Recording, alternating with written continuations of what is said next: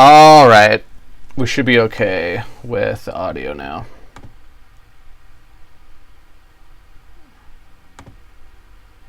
Let's go ahead and see. Okay.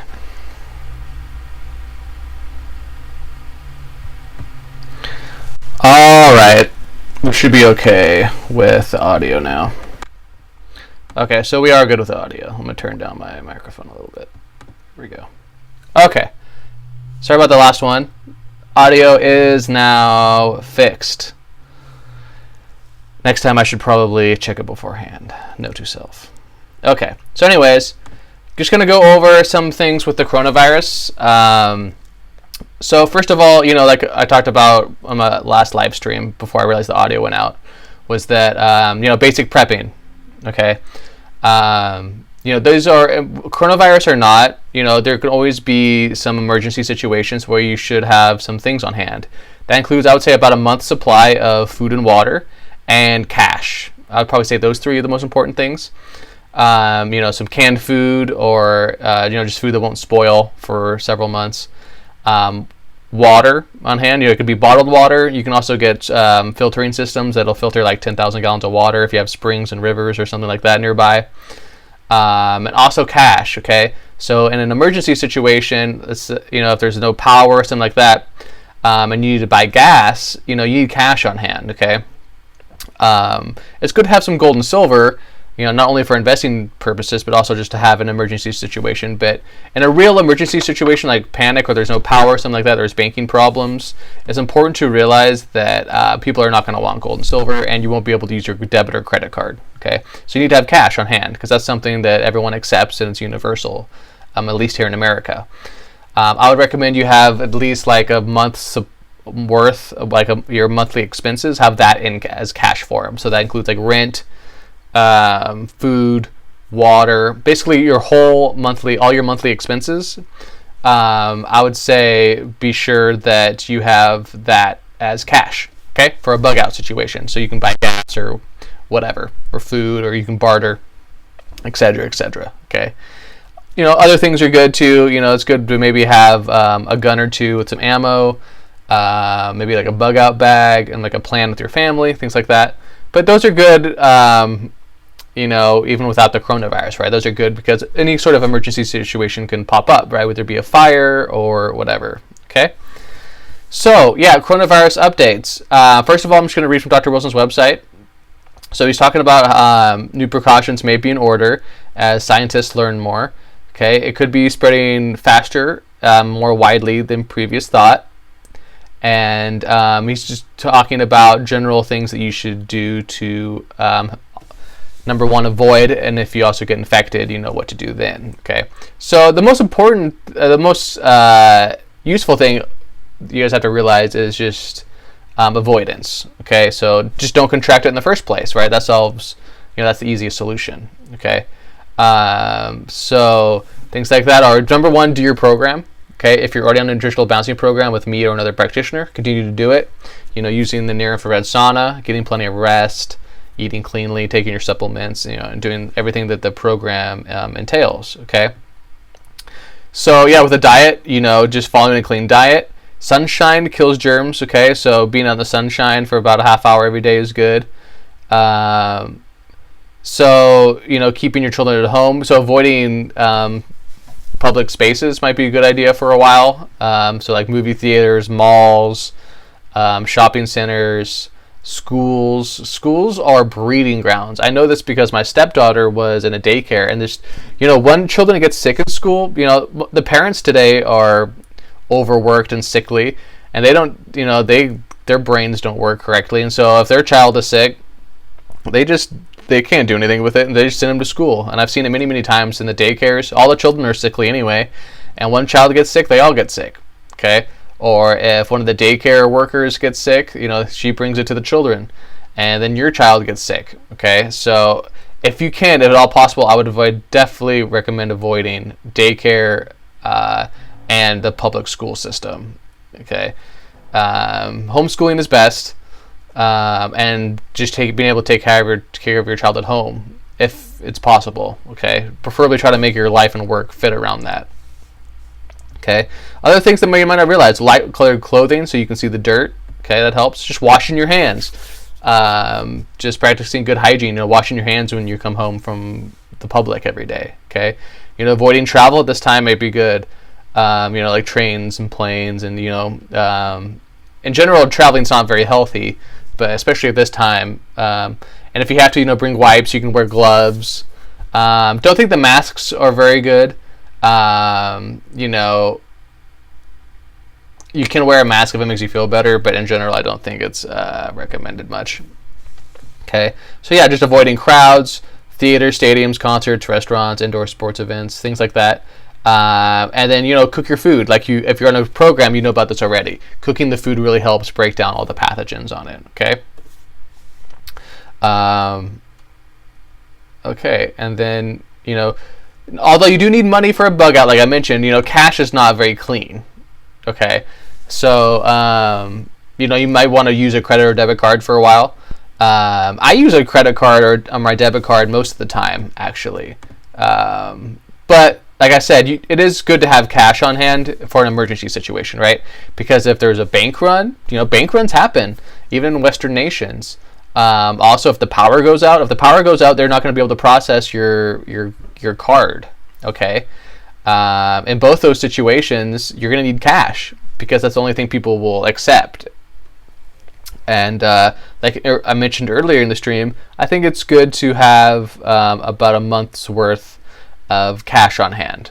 Okay, a month's worth of living expenses. Okay.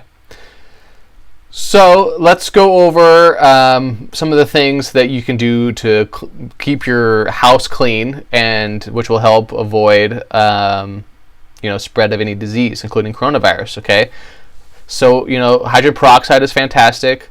Also a steam mop. I don't like carpets in general. Okay, if you own your own home, I would suggest that you tear out your carpet. Carpet's harder to clean. It just stores more pathogens, dirt follicles, hair follicles, I should say, and dirt. It just store like dander, especially if you have animals. In general, I prefer tile or like hardwood floors. They're also more grounding than carpet. Carpet whips up more like electrostatic energy. It's not as grounding as something like wood or even stone or concrete or whatever.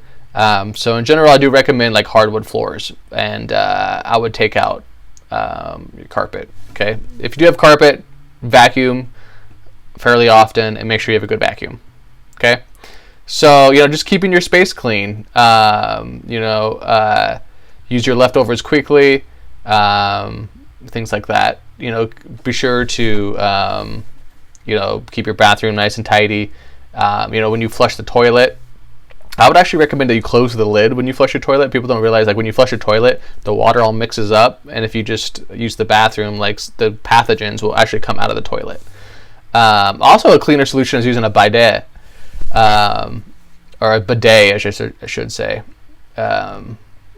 Bidets are excellent. You can buy them on Amazon and hook them up. Not only are they cleaner, but they also, it saves you money in the long run because you don't have to be buying as much toilet paper. Okay. It gets you cleaner. It's cleaner in general. It's more, it keeps your environment more clean. And also, it saves you money in the long run, too. And you can get nice ones where they worm the water and things like that. Okay. And like we talked about, avoiding public places, swimming pools, hot tubs, things like that. Public pools are pretty gross. I would never use a public pool or a hot tub. First of all, there's children in there and they're pooping and peeing. People have STDs that are in the water. Just many problems, okay? I would avoid them all, okay? If you have your own pool and it has a really good cleaning system, I think that's one thing. I think in general, I would avoid basically all pools and hot tubs, okay? And even before I was on a nutritional balancing program, I knew this intuitively. Okay, just because, think about it, right? It's pretty gross. Best is like natural lakes, streams, and rivers, things like that. Luckily where I live, there's a lot of rivers and lakes, And this is just some other suggestions. If you want to check this article out, it's just called Cleanliness on Dr. Wilson's website. and just talks about good cleaning habits. Okay, so let's talk about. So we talked about prevention. Let's go over some things to do if you actually contract the disease. Okay, well, obviously, if you're a client of mine, I would suggest that you reach out. If you're working with a practitioner, I would suggest that number one, you contact your practitioner. Hopefully you're in touch with them pretty frequently, and you just let them know, hey, I think I contracted coronavirus. And then we can take it from there, and we can kind of suggest what things you should do.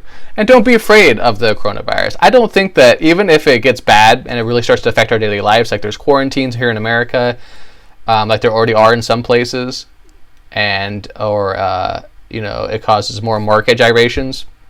I don't think to be a weird word. It's not a death sentence. Some people, there is a lot of fear porn on social media nowadays. People say it's a bioweapon. Maybe it's a bioweapon, but it's not a death sentence, okay? Even if you contract the disease, the chances of you dying from it, especially if you're healthy and you're not very old or very young, are very, very small, okay? It's still basically just a bad flu, in my opinion, at this time, okay? And if you're not very old or very young and you're in pretty good health, I wouldn't worry about it, okay? And if you're on this nutritional balancing program, I really wouldn't worry about it, okay? That's not to say you shouldn't try to prevent it, because no one wants to get sick, right? But at the same time, if you contract it, it's not a death sentence, okay? Despite what social media might say, okay? So yeah, just acting fast is important. If you think you have contracted it and things like that. So yeah, if I contracted it personally, I would treat it like I had the flu, right? So you want to eat lightly, you want to be drinking, just water basically. The heat lamps from the infrared saunas that we like, the 250 watt heat lamps, those are good. The rays from the lamp are healing, and also the heat, if you use a sauna, will help fight the infection. And so that's very good too, is using the sauna. And then also things like, I've heard that colloidal silver is especially effective against this this virus. And so if you want to check out this article, Dr. Wilson's, it's under boosting your immune system. You can just do a Google search, Dr. Wilson, boosting your immune system. I would say if you actually contracted, number one I would recommend is the colloidal silver. Okay. Sovereign Silver is a good brand. That's what I have in my cabinet. B Propolis is good, and then also you can megadose vitamin A and vitamin C as well. Okay, another good one is Limcomin. Okay, that has vitamin A, vitamin C, and things like that. And especially if you're studying potassium, or if you're on a program you're studying potassium ratio is low and you're already taking Limcomin, you can boost that dosage. And then if you contract it, you can start taking the Limcomin too. Okay. Garlic is also excellent. I noticed that I actually get a boost in energy when I eat plenty of garlic. And so garlic's very good for fighting infections. Okay.